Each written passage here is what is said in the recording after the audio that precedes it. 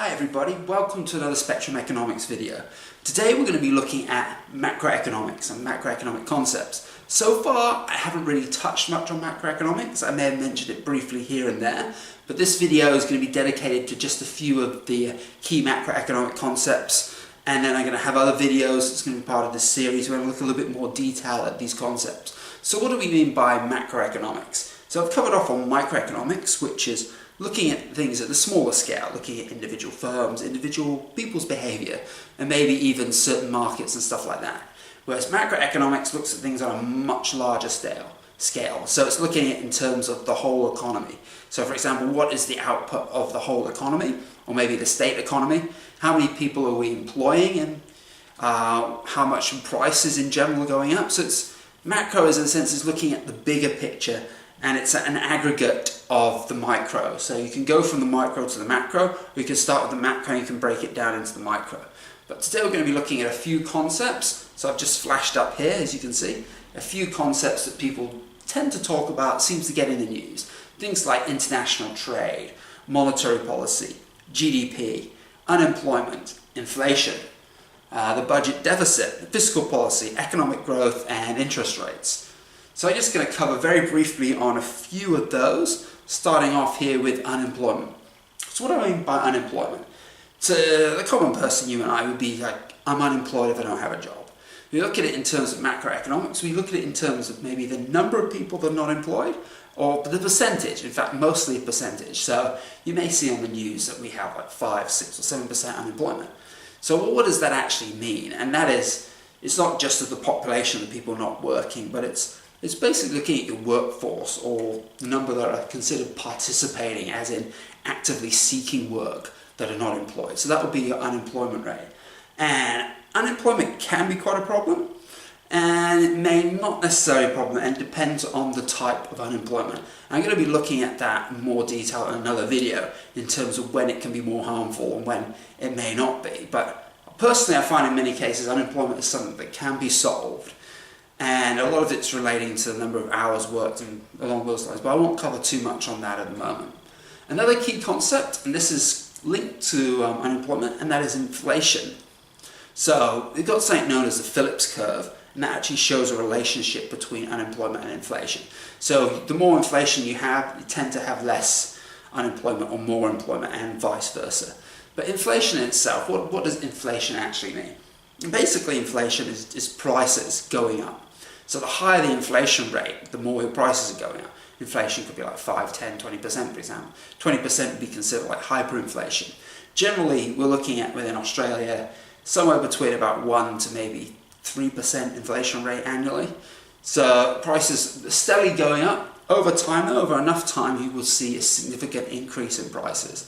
And that can be actually quite harmful, because the higher the prices are, the more that it's eroding of your savings. So if you save some money back, I don't know, 10, 20 years ago, been working all these years, and prices keep going up, then the value of those savings is actually decreasing with inflation. So if you get something like hyperinflation, you get over 100% inflation, for example, then all your savings would just evaporate very, very quickly. So inflation can be an enormous problem. And I'll have a video explaining exactly what those problems are. It can be quite interesting. What about GDP? This is something that I don't particularly like, in the sense that, you know, what do we talk about in terms of GDP? It's often influenced by population growth, for example. So you've got to look at it in terms of per capita GDP.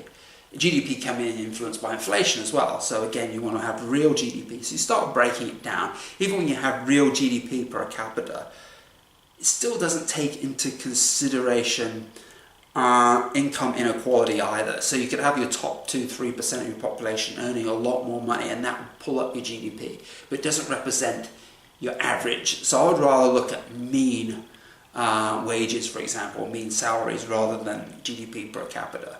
Another thing as well is economic growth. So what does that mean? And a lot of weight is put on that in the media in particular. Like, for example, recession is typically defined, I think it's 2 periods of negative growth.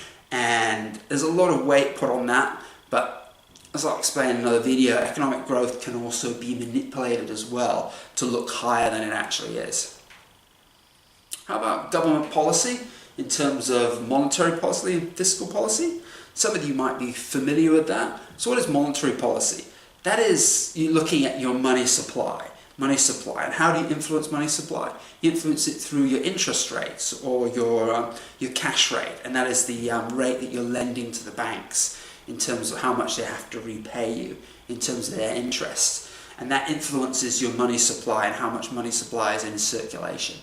So if you have less money in circulation, for example, in effect, your money is actually worth more. So it's often treated, in Australia in particular, as a way to handle inflation, for example, using your money supply and your monetary policy with an aim to keep inflation between 2 and 3%.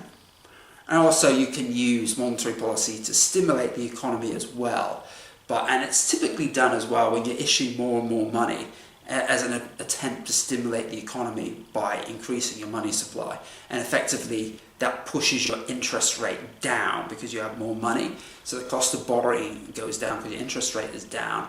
And therefore people are more likely to borrow and then invest. And in a sense that potentially can give a boost to your economy. That doesn't always work out quite that way. And fiscal policy, that's fairly straightforward. It just comes down to government expenditure and government taxation. So, you can have expansionary fiscal policy, which involve increasing expenditure or possibly reducing taxes. Or you can have contractionary fiscal policy where you're raising the taxes and you're cutting down expenditure. Again, it depending on what you're targeting and what your objectives are. But that's fundamentally the differences between monetary and fiscal policy. Another thing that's talked about as well is international trade. How important is international trade? And that is one that's interesting as well. Some people are in support of international trade, support of free trade in particular between countries. But it's open for a lot of manipulation and a lot of multinational or transnational corporations, and they're called these days, that they make use of free trade in order to reduce production costs as much as possible, but often resulting in the exploitation of other countries, some of the third world countries, by getting very, very cheap labour. And at the same time, it's also taking jobs away from other countries as well through outsourcing of things to countries, third world labour, even child labour and stuff like that. So it can be exploitive as well. People may argue international trade can reduce prices, which it has done as well to a certain extent. So there are pros and cons. I'm not overly fond of pushing the whole free trade aspect, but I'll leave that for another video to discuss.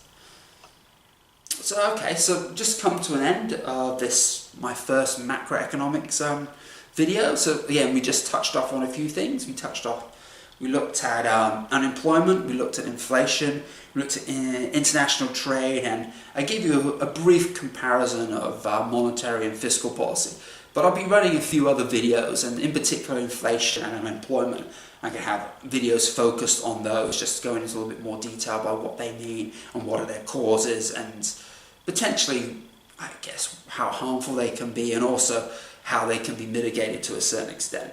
But that takes me to the end of this video. I'd like to thank you for watching, and if you enjoyed it, remember to click the like button, and if you want to see more macroeconomic videos, hit the subscribe button. But probably more importantly would be to see some of my other stuff, because I won't have that many macroeconomic videos, but I'll have more microeconomic stuff, and I'm going to be looking at other things in relation to some of your basic economic concepts, as well as things like game theory, and also what I've come up with, what I'm now calling vegan economics, and I'm going to have a book on that. Hopefully it's coming up sometime within the next 6 to 8 months. So I'm going to be having some videos updating you in terms of what the concepts involved with that as well.